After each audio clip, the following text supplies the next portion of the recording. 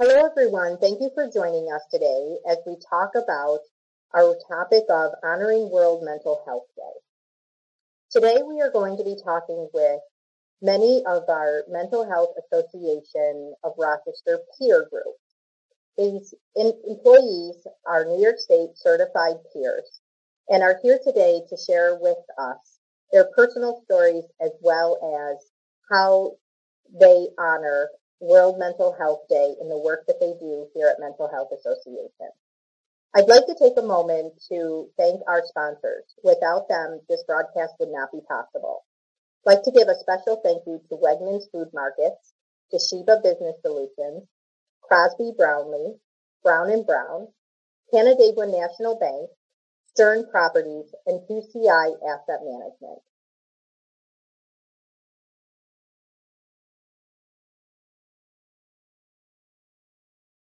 We are not our diagnosis. We're people first. It's a part of us. It would be like introducing myself as a blonde. It's not relevant to who I am. It's part of who I am.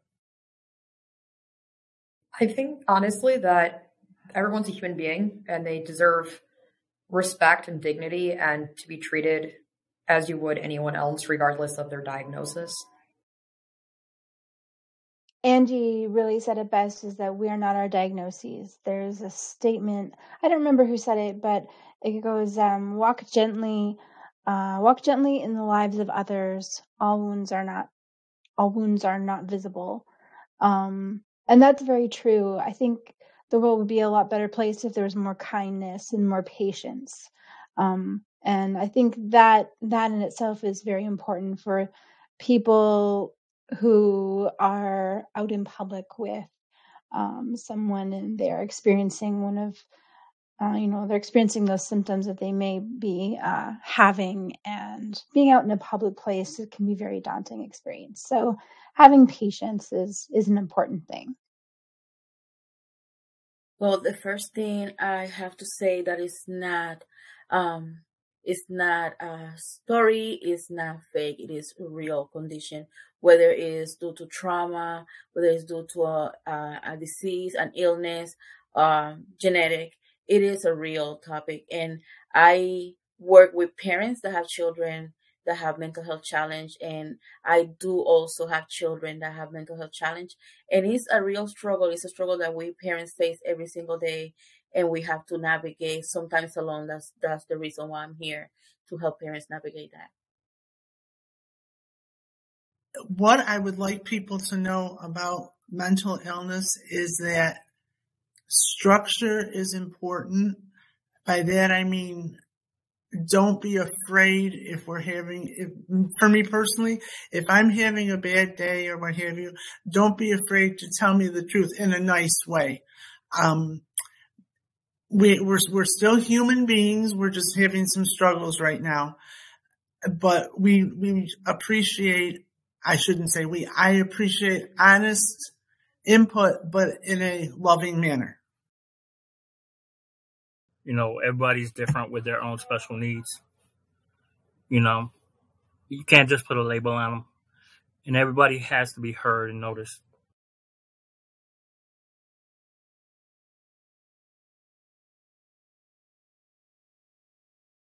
I'm very upfront about who I am and things that happen to me. I think it shouldn't be a secret. It's not the first thing you say to somebody when you meet them, but if you share with people, you kind of reduce some of that stigma and you make it seem like it's just another part of the day. I try to be as open as I possibly can. I have the unique situation where I'm also a trans individual, and there's a stigma with that as well as mental illness. So I try to be open about my identity, but also the fact that I do have anxiety and depression myself, so that maybe someone doesn't feel alone. And I feel like the more people self-disclose, the less of a stigma there's going to be. I mean, I am not shy about it. I have anxiety. I have social anxiety. I have trichotillomania, which is a body-focused repetitive behavior. I'm not shy with it. I will tell it like it is, because it's not fun. And I feel like being able to disclose that is important to helping reduce that and make it more commonplace. So to me, I face the stigma, whether it's my Hispanic community or my Christian community. What I talk to people about is my story. I have to deal with my children, especially my youngest one, suffering from anxiety, and the severe anxiety that she suffers is due to my pregnancy. And I'm telling people, this is something that it is real. And if you are experiencing, the best way to start is by speaking up about it. That I understand how others can feel about mental health, whether it's anxiety, depression, whatever it is that we're dealing with, but it is real to an individual. This is on an individual basis, and it's not going to start getting better unless we speak up about it, we ask for help, and we navigate it. Well, that's hard to say because, everybody's got a stigma and a label. People that don't even have a mental illness got a label. People just come in there and just label anybody. So I just don't put a label on nobody, and it's hard to say.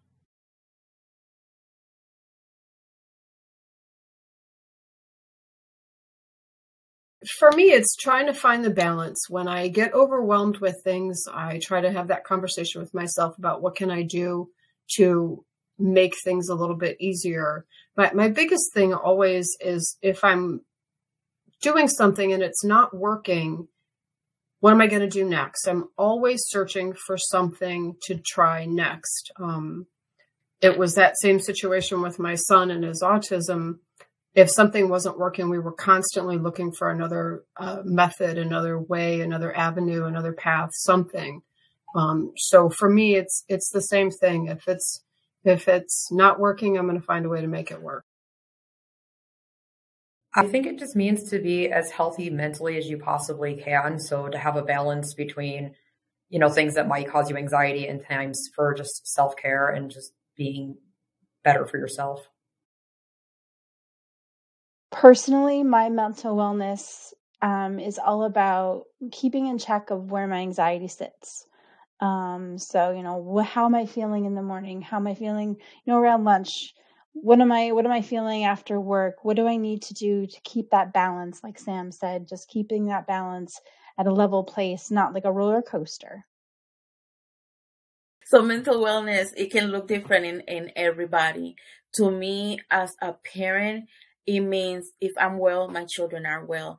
I also struggle due to trauma from an accident that I suffered almost 12 years ago, suffer from anxiety and depression at some point, but I cannot expect my children to be well mentally if I'm not well mentally. So when I could not navigate this alone anymore, I asked my doctor for help, and she provided the help that I needed. And it's been a long road, long journey, but thank God I'm here. I truly believe as a parent, and what I communicate to my parents is healthy mommy, healthy babies.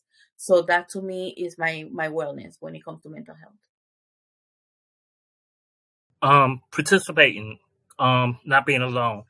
What mental wellness means to me is participating in something I like to do.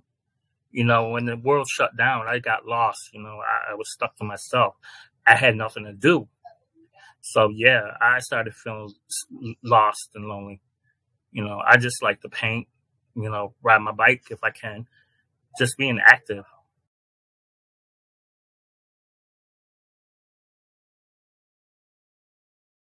I have a variety of things that I enjoy. I enjoy my friends. I like to run. I made the mistake of getting a puppy and thinking that was going to be super fun.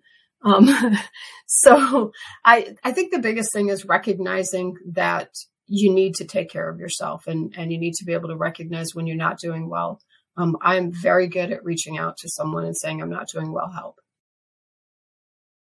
I tend to like to read books. I try to find things that don't involve staring at a computer screen, because I find that helps me to just decompress at the end of my day. So I tend to try to read a book usually.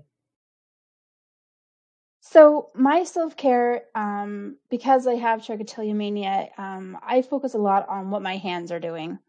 I call it hand awareness. I'm always trying to keep my hands busy. So I like crafts, reading books, painting, crochet, knitting, needlework, that kind of thing. I answer this question a lot. My self-care, actually, I love reading. It's kind of hard to find the time to read.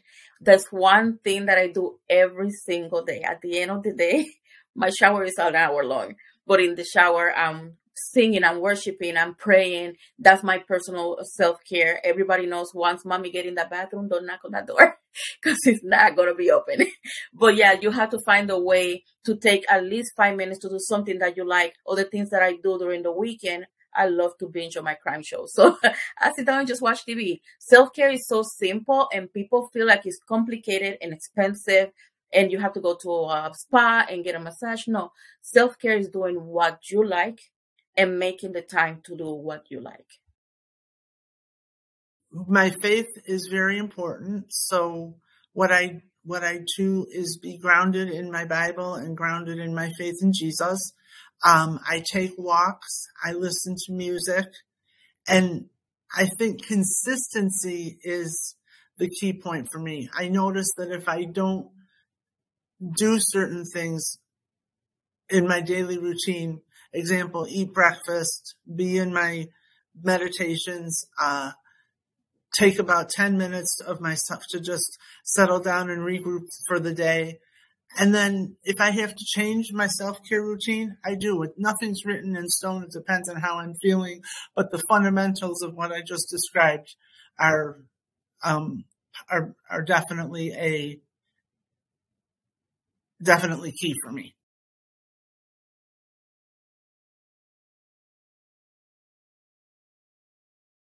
One of the first things that we tell parents is if the parents and caregivers aren't doing well, it trickles down. So what can we do to help strengthen your base so you can help strengthen your child's base? As someone who spends a lot of time at our front desk, I try to greet everybody and check in and see how they're doing. I've had times where people have had a bad day or having a panic attack or anxiety issues, and try to just make them a cup of tea and get them a coloring page or something and try to just reassure them that they're okay and that they're in a safe place so that they can, decompress and process what's going on. As the education specialist, I work with people who want to become peers. So it's very goal oriented, and that's what my focus is with the people I work with, is I'm helping them achieve that goal of becoming a peer so that they can help others. And I am very fortunate I get to celebrate those victories with them. Using mine as the experience that I had, and using mine as modeling, yes, it's hard. It might look rough right now, but it gets better. There's light at the end of the tunnel. And also working on the parents' understanding. First, education. Education is the key for anything that you need to face in your life.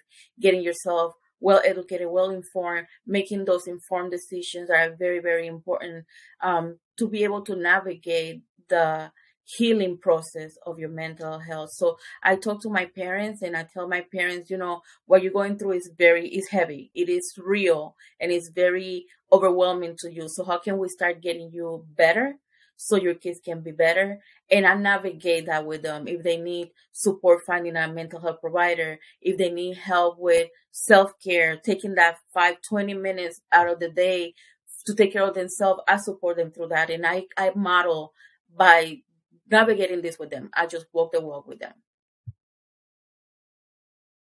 That is a personal, we do have a treatment plan from the insurance company and getting through the demographics of that. But what I do is I try to personalize it and say, with the pandemic,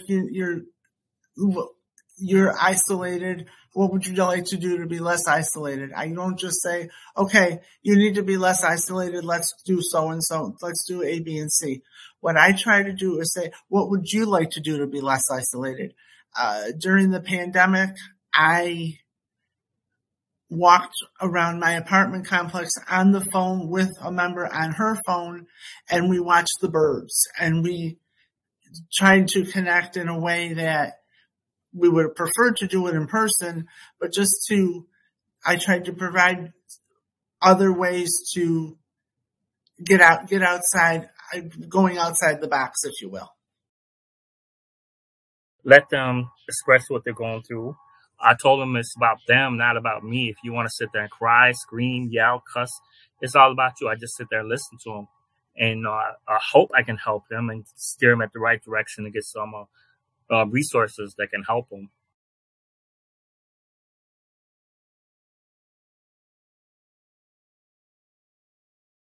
When you see the lights go off, you see people get it. You see people relax. It's about when you first meet them and they seem like everything is falling apart, and you show them where they're doing well and what they have done well, and they kind of get that confidence back. And, I had one girl who struggled in school, and we worked really hard to get her in a good program. And when she was having her graduation party, her family sent me an invitation. So when you see what you're doing is working, it makes a huge difference. I personally am proud of the fact that I can be there for someone else that might need to have the assurance that they're okay, and just to be there to help support someone in their mental health journey. Like I said, I get to celebrate those victories with them. I get to see that the successes that they've accumulated.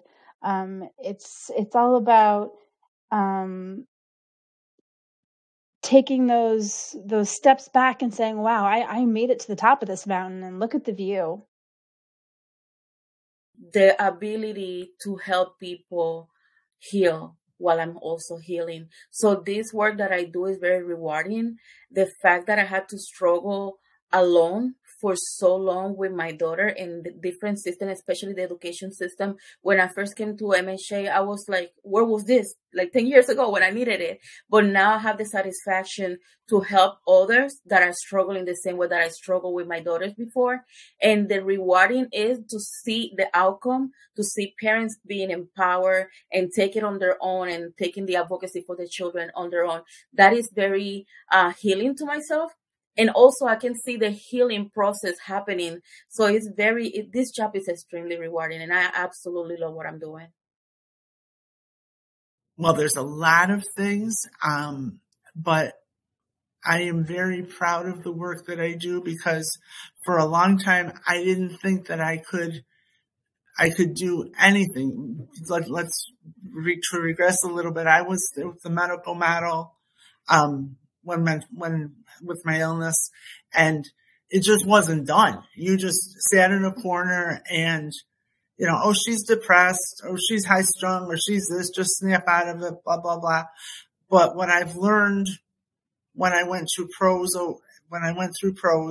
and also the classes here, what I've learned is that I can indeed make a difference, yes, for other people, but for myself as well. And that's what makes me proud, is when my members are able to not only achieve their goals, but achieve good things about themselves. I hope I helped somebody. I hope I did, and I hope somebody took some of the information and something I said to them took to heart. And when they left her, I hope they left her in a happier mood than they came in. I hope, I wish and say they did. I tried the best I can.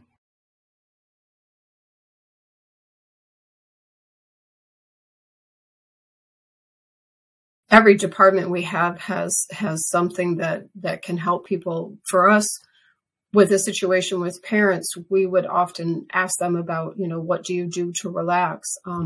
I think the services offered at Creative Wellness, it is phenomenal for people. If nothing else, it takes you out of your own head for an hour and a half. Everything though, basic needs, employment assistance, that's been huge. And helping people find, can't think of the right word, find the thing that they're looking for, basically. Every department has something unique to offer. I think with what Angie was saying, we have different programs within our organization. So we have life skills services, which is like a bunch of, groups that are people come together and they discuss what's going on. So if they have self-esteem or anxiety or whatever kind of issues going on in their life, they can find that. They can also go to creative wellness if they're more of like an artistic type of person. We also do have a self-help drop-in center. So I feel like we have different programs that are good for whoever might need, that extra support. There is a plethora of stuff on the website. I think the best options for people that really don't know where to turn is just to call the main number and figure out, what's available to me. What can I do? I think my favorites are the life skills groups. There's so many different things every day that you can do. And with those groups, you get to sit with other people that are experiencing, symptoms of their own diagnoses. And with that in mind, you can gain friendships, and being in a group of people that get it, that understand where you might be coming from, that's literally half the battle when it comes to having a mental illness and feeling like you're part of something. Mental Health Association has many things that people can utilize. If what you need is somebody to talk to right away, if you need some support right away, we have the drop-in center. We have also life skills, and there's different services, classes that you can find there. There's also the peer program. You can find support through somebody that have walked the walk before, that had experienced similar situation as you before. Also, family support, that's where I come from. And families, parents, we are just parents that have navigated this before and that have experienced similar things that what you're experiencing. But also there's creative wellness. And that is pretty cool, let me say. Is a place where you go and you find a space for you to express yourself through arts, through your craft. As somebody that loves drawing, sketching, whatever, I find that so empowering for people that are struggling with mental health. It gives you that part that we were just talking about, which is self-care as well. So yeah, we have many services that people can benefit from. What I like is the CWO, Creative Wellness Opportunities. Years before pandemic, they had an art show where members would get together and create crafts so that they could sell, but then it was virtual for a while. And I'm really excited because a couple of weeks ago, they had the first art show back here at MHA. So it gives people, I would think, a chance to share their creativity and maybe make some money with it. So sharing their creativity, getting themselves out there, giving them the confidence to be able to do such a thing. I'd like to thank everyone for joining us today on our broadcast as we talked about honoring World Mental Health Day, and also wanted to again thank our sponsorship: Wegmans Food Markets, Toshiba Business Solutions, Crosby Brownlee, Brown & Brown, Canandaigua National Bank, Stern Properties, and QCI Asset Management.